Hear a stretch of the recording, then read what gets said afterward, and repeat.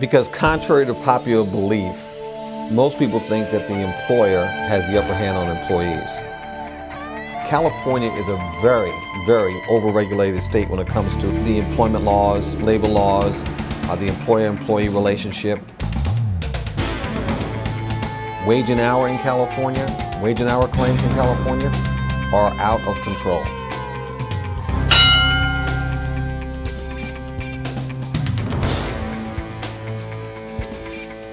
Contrary to popular belief, most people think that the employer has the upper hand on employees, when in fact that's not true. Employers, believe it or not, are really the underdogs in the employment environment. The reason why I say that is because the times are changing. You know, when the economy crashed back in 2008, you have more and more employees who are out of work, and as a result of being out of work, if you did not warn that employee in writing, not verbally, you get to a hearing, what do you think the employee says? Never happened, if it was verbal. You walk in there with a piece of paper where his signature is on that piece of paper and you've got the supporting documentation, you're going to be much better off. Another part of the spectrum is now entered into it, and that's mediation. Mediation is now taking over, and I'll just take you through this very, very carefully. Basically, is what happens now is that an attorney will send a letter to an employer. And in the letter, they'll tell the employer everything bad that happened to their client while they were working for the employer.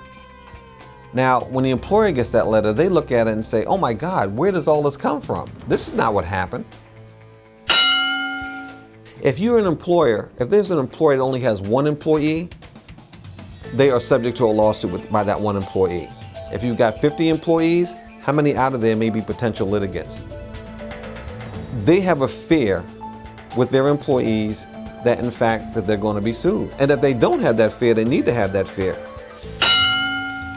Oh, and by the way, if you don't want to litigate this, we could take it to mediation. And you know when it goes to mediation, it only means one thing.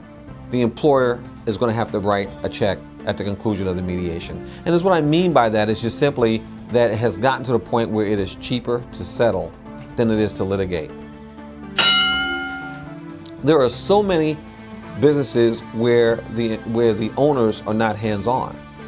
And it's what they're doing is that they're relying on their managers.